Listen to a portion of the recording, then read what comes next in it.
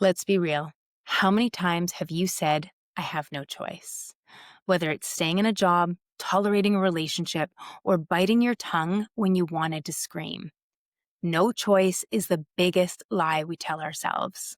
Because here's the truth, not choosing is still a choice. And pretending that you're powerless is the fastest way to keep yourself stuck. Today, we're breaking open Principle 4 of co-creation. You always have a choice, even when you pretend you don't. And if you let this sink in, it will change every single part of your life. Hey there. I'm Dawn Elgin, Contrarian Soul Guide, spiritual CEO, and the voice behind Sovereignty Rising podcast and community. This channel is all about sovereignty, co-creation, and living aligned with your truth. If you're tired of looping old patterns, feeling stuck, or believing life is happening to you, this is your place. Hit subscribe, join our sovereignty revolution, and let's get into it. First, let's deal with the myth of no choice. I had no choice is a coping mechanism. It hides our fear of conflict, fear of rejection, or even fear of change. And this comes because of the big four. We're always either trying to get or scared to lose security, love, belonging, or safety. And even with that, silence, avoidance, and doing nothing, they are all still a choice. And pretending that we're powerless is really a way for us to give ourselves an excuse to stay in the familiar. But every thought, every emotion, and reaction is participation. You're co-creating whether you own it or not. The beautiful thing is reclaiming choice means reclaiming authorship. You're no longer an actor. You're the director. So why do we feel so often like we have no choice? Well, it always ends up coming back to our beliefs. I'm sure you've heard me say it before, or at least somebody. Our beliefs are downloaded prior to the age of about 8 years old. Prior to 8, we are in theta state, and we're absorbing the world around us. That includes everything that somebody says around us, not only our parents, but what's on TV, the radio, conversations that parents or adults are saying to each other when we're in the vicinity. It includes teachers, it includes our community, whether they are people that our parents agree with or not. And all of this we are absorbing through the filter of the child. And then we have confirmation bias, which just means that the mind is constantly looking to confirm the beliefs we already have. And so whatever we see, we filter through the bias of the things we already believe to confirm that we're right. This gives us the illusion of safety and security. The reason that's important is because it's our belief that drives our thoughts. And it's our thoughts that drive our emotions.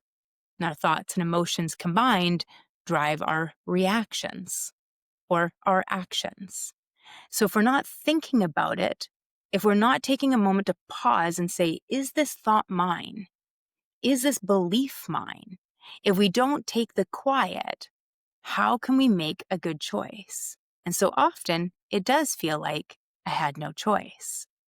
Even if it is the sense that we are being pushed and pulled by the world around us. We don't realize the world around us is mimicking the world within us. So the question becomes, who would you be if you created every thought and every single emotion intentionally? The good news? You're not trapped. You're powerful. You just forgot how much weight your yes and your no really carry. See, there's a cost to forgetting our choice. For many of us, we maybe don't even realize that we ever had a choice, but we always have. Living as if we have no choice breeds resentment and it breeds victimhood. Think about it. When we feel like we're trapped, most of us have a value of freedom. So when we feel like we're trapped, when we feel like we're caught in this world, I need to pay my rent. I need to be able to put food on the table. We feel trapped. And then the next thing that starts happening is we become resentful or we become the victim and we blame people. Either way, it's creating chaos in us. And that's the energy that we're co-creating our life with. And when we start feeling those emotions of resentment or victimhood, what we're really doing from an energetic standpoint is we are feeding our energy. We're leaking it out to our bosses, our partners, to the world around us, to society. So here we are, each of us has this beautiful amount of divine energy constantly flowing into us. And our job is to direct it with choice. But instead of choosing where it goes, if we say, I have no choice, then what we're doing is we're letting it leak out into the world. So you can imagine it's this energetic sieve that starts to happen, which is when we start feeling more tired. Have you ever noticed when you are doing something you really love, that you are really creative? It's what they call flow state. All the energy is flowing into you and you're using it. And therefore, it just keeps revitalizing you. But if what the energy is coming in and then it's going into the past, it's going into the illusion of the future, it's going into this world all around us, then it's like it just drains out of us and we're not able to create with it. It's not natural. It might be normal these days, but it's not natural. And the thing is, it creates cycles of self-betrayal. You start saying yes, even when you mean no. And we have to consider that many of us, most of us, have emotions of abandonment. We have emotions of being betrayed. And we don't think about how often is it self-betrayal, self-abandonment. So here we are, we're saying yes when we want to say no, we're saying no when we want to say yes. And all of it starts to dysregulate our nervous system. Instead of feeling like the world is at peace and we feel safe, even though what we're chasing is maybe safety and security, what we're actually doing is creating an experience where we don't feel safe and we feel insecure. If not in the world around us, it was definitely in our body. And the truth is, if we felt safe in the world around us, then we would say no when we mean no, and we would say yes when we mean yes. Once we begin this pattern, our nervous system stays in this survival mode because we're out of alignment. And we need to get back into alignment, back into integrity with ourselves so that we can start experiencing these feelings of safety inside. We need to feel these experiences of security inside. Everything that it is that we desire outside of ourselves is really what we need inside of ourselves. Think about it. If I'm feeling anger, I have angry thoughts, resentful thoughts, and I'm feeling that inside, what is it that I spew into the world? So if I'm feeling insecure, I'm going to be spewing words and behaviors and actions that show insecurity. Whereas if I'm feeling confident inside, I'm feeling safe inside my own body. Maybe the other world around me, I don't know. I'm not sure what's going to happen, but I trust myself. Then I'm going to step forward with a little bit more confidence, even if the world's an unknown, which it always is. Safety, security, groundedness in the outer world, it's all an illusion. That's why it is so incredibly vital that we create it inside of ourselves. Once we create it inside of ourselves, then we start to ripple that around us. So when we say things like no choice, what we're really saying is, I don't trust myself. I don't feel secure enough in myself. And there's lots of reasons we get here. Remember, all of our beliefs are created prior to the age of 8, or at least the majority of them. The basis of our beliefs. And then we have confirmation bias that is trying to confirm the biases, the beliefs that we already have. And so over time, when we say no choice, it becomes our identity and we forget who we really are. So as I say all of this, remember, this isn't so that we feel bad about ourselves. It's so that we can start again right now.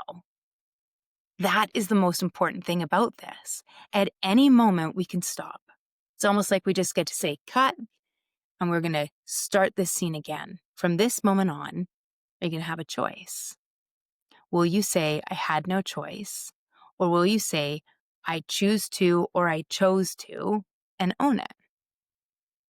The thing is even if it's wrong, when we say I had a choice, I made this choice, and whether it turned out good or it turned out bad. And the truth is, we don't really know, not until long after it's over. But once we start to own it, everything starts to shift and change. Because even if it's right or not, we're creating a sense of security within ourselves. I can't count the amount of times that I have thought I had no choice. No choice of needing to stay where I was living, stay with partners, no choice to stay in jobs. You got to pay your bills, you got to put food on the table. The truth is, we always have choice. I saw this play out so clearly when I was about 40. I had a great job, great company that I worked for, made really great money, ego very, very well fed. We had a beautiful home. I had a wonderful, well, still have, wonderful husband, and we had about 2.5 kids because I had a French bulldog and a couple of cats, so you're like half a child. The problem was something felt off, felt like something was missing. And the question that I kept asking was, is this it? Now you maybe heard me say, now you've maybe heard me talk about this story before. It was a big time in my life. It was really freaking hard for me, and I didn't feel like I had a choice. Even though I was getting constant nudges and pushes that I needed to go and do something else, I needed to start coaching. It was one of my most favorite parts of my job was coaching clients, helping them complete a project and feel fulfilled. And I just didn't feel like I could. I had a lot of responsibilities that all counted on me for making the kind of income that I made. And it didn't feel like it would be responsible of me to change. And so it really felt like I had no choice. I found myself resenting clients, resenting work. I found myself exhausted, irritated, depressed. Physically, I had started putting on quite a bit of weight. I was drinking, and spiritually, I was feeling completely shut off. I'd begun the spiritual journey. I was asking for purpose. I was asking to feel more fulfilled. And when I was getting all the nudges, I wasn't listening. I was saying, oh no, I can't do that. That's not right for me. And that becomes a problem because at that moment, you start abdicating your power. My ego was really well fed in that job, and so I was staying. But in truth, I wasn't fulfilled and I was asking for my purpose. At some point, you start creating the dichotomy. Like I said, every single thought, every single emotion, every reaction or dynamic is a choice. So even if I'm not intentionally creating my thoughts, I'm not intentionally creating those emotions, I'm still creating them. So when I have thoughts that I can't, emotions of fear, resentment, and irritation, what is the reaction that I am creating in this world? At some point, we're creating chaos. And so when life suddenly becomes chaos, we're like, why is this happening to me? And it's not. It's happening through us. And that is the most important part about understanding the principles of co-creation. Life is not happening to us. It's not actually happening for us. It's happening through us. And we are supposed to be co-creating it. And we are, whether we are co-creating it intentionally or unintentionally. Once we recognize this, we can understand the importance of radical authorship. It's why every single choice matters. Choice is the foundation of sovereignty. It's how you really anchor in to your authorship. You're the one writing your story. Owning your choice kills blame. If you choose it, you can choose differently. You have the option to simply choose again. It's your story that you're writing. When you see yourself as the author, even in the painful moments, they hold power. They hold the ability to have transformation. Radical authorship isn't about blame. It's about taking responsibility. Every small daily choice is a vote for your future self. So where are you telling yourself the lie of no choice? So how do you reclaim your choice, your power in daily life? Well, we start with awareness. We catch ourselves when we say, I had no choice. We start to become aware of where did that come from? Awareness is the key to unlocking everything. Once we're aware that we're saying it, then we can start to dig in. Why do I think I have no choice? Where does that belief come from? We start to unwind all these parts of ourselves, then we can start to recognize we do have choice. So first, we want to start with awareness. We want to start catching the things that come out of our mouth. And I always say, start with the low-hanging fruit. Practice in micro decisions, food, rest, boundaries, conversations. Do I want to be part of this? Does this align with who I choose to be? It's amazing how often we don't think of things like this in just food. What are you going to eat? Well, that's what's handy to us. Or I only have that much time. Think of how often we abdicate our power, whether it's due to time or people constraints or situations. But we do have a choice. We have choice over and over and over again. So when we start with something like what we're eating, what we're drinking, what we're reading, what we're watching, we start to recreate that sense of safety and security within ourselves. Once we start with those low-hanging fruits, it gets easier to start shifting the conversations that we're having. We can begin with things like food, things with our senses, what we're watching, what we're reading, what we're consuming. And then we can move into things like, how much rest am I getting? Am I going to sleep appropriately? What can I do to make these choices for myself? And then it's easier for us to expand into work boundaries, not answering our phone, not answering our emails at times when we need to be going to sleep. I had to put a really strict rule down on myself that there was absolutely no checking text messages or emails after 9 p.m. Because inevitably, I just like, oh, there's a message there. I go to look at it, and all of a sudden I'm up for 2 more hours. Mine's whirling away when I'm supposed to be sleeping. I had a choice. I had a choice to check the message. Maybe it's easiest to start that by putting our phone on Do Not Disturb so nothing gets through, to make sure that we stay completely focused and completely present, that we're the ones choosing what we're consuming in every moment of the day. Then we can expand that into our conversations. When a friend or a coworker is gossiping, we can redirect the conversation. Or we can straight out say, I'm on a detox. I'm on a gossip detox or a judgment detox, and start switching the conversations around.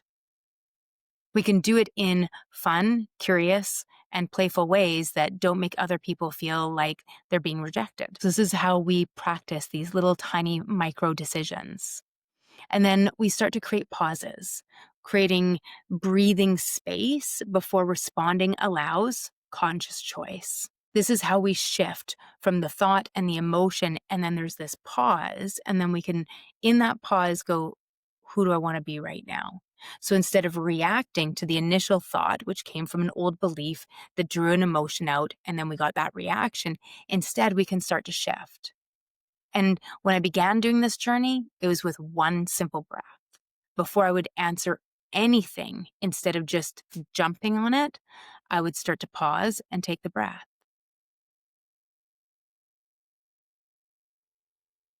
And it's amazing what just that amount of space can change. Suddenly, instead of reacting to what somebody says, we start responding. It's that breathing space that creates the difference between the reaction and response. Remembering that response or responding is responsible. And in that space, we're creating conscious choice. We're coming back into alignment with ourselves. If we can do it a little bit at a time, it may be that the first time you only come back a little bit, but over time, over and over, repeating these steps, all of a sudden we're having completely different responses than we used to have. And when we're in that space, we can use the sovereignty question. If no one needed to approve, what would I choose? Now, when I ask that question, often our knee-jerk reaction, the egoic reaction, would be, well, if I didn't have to worry about it, I'd tell them to go pound salt. But that's probably not truthful. it's most likely going to be a trigger and, again, a coping mechanism. Because at the end of it, we're not going to feel good about ourselves because we don't have that alignment. Is this bringing me closer to love, or is it pushing me further away? And so when we're going from the sovereignty question, if no one needed to approve, this is about me feeling in alignment, me feeling really confident, grounded, stable, secure, like I belonged, I was loved, I felt everything that I needed in this moment was already given to me. How would I respond? When we start to think from that point of view, we begin to choose differently. And then we can reflect nightly. Where did I choose from truth? Where did I choose from fear? I like taking the time to reflect on the day. How did that go down? And instead of beating ourselves up, we start being like, oh, curious. Remember, guilt loves punishment. The soul doesn't. It's not necessary for us. When we make mistakes, it's not that we're letting ourselves off the hook. As a matter of fact, when we start looking at it and reflecting on it, we can be like, oh, I wish I hadn't handled that like that. In that moment, we're starting to embed different answers.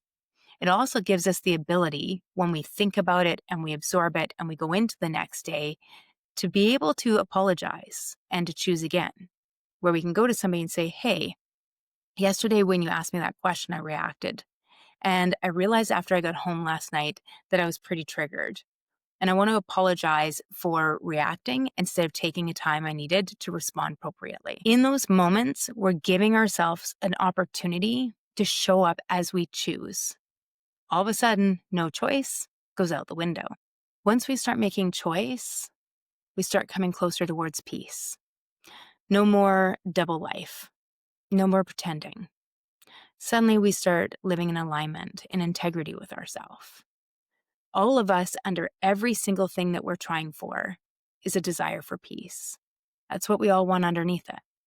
We want to be able to feel safe, secure, loved, like we belong. And when you add all those things together, they give us a sense of peace. Suddenly, when we are making choice, we're coming back into alignment with ourselves, with our soul.